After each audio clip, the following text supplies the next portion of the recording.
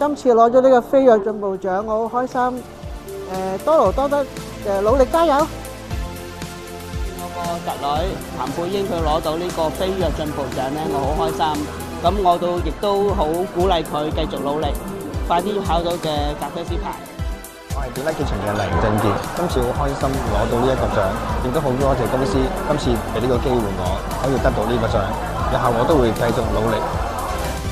年初就調咗去明愛咖啡330，學到啲叫做採購啊，同埋一啲叫做文書上嘅工作，都有具有挑戰性嘅。但係呢方面我都會繼續努力去學習嘅。呢個獎我好開心。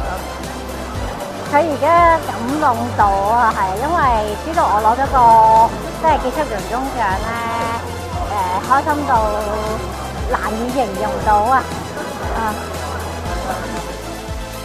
今次獲獎好開心，之後會努力啲。今次得獎咧，其實都幾開心嘅，希望將來可以再努力啲，係喺唔同嘅部分都可以幫助到公司，幫助到我社企啦。咁我得到呢個獎，首先我就真係好開心。一嚟我就第一件事我就感謝天主啦。第二就係我好感謝提名我上司阿歐生，因為我真係冇諗過自己做到啲乜嘢係令到佢咁樣讚賞，我會繼續努力㗎啦。每一日翻到屋企咧，都會講下佢啲公司遇到嘅人同事啦，同埋咧就會思想一下點樣去改進對於佢工作上面嘅態度啦，或者遇到嘅問題啦。咁我好支持佢嘅工作，很好。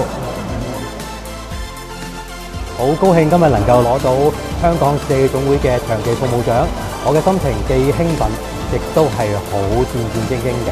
希望嚟緊繼續有機會，我哋可以攞到第20年、30年，好唔好啊？耶！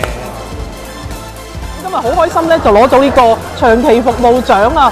咁啊，希望繼續喺度長期服務啦。咁啊，社企就越做越好啦。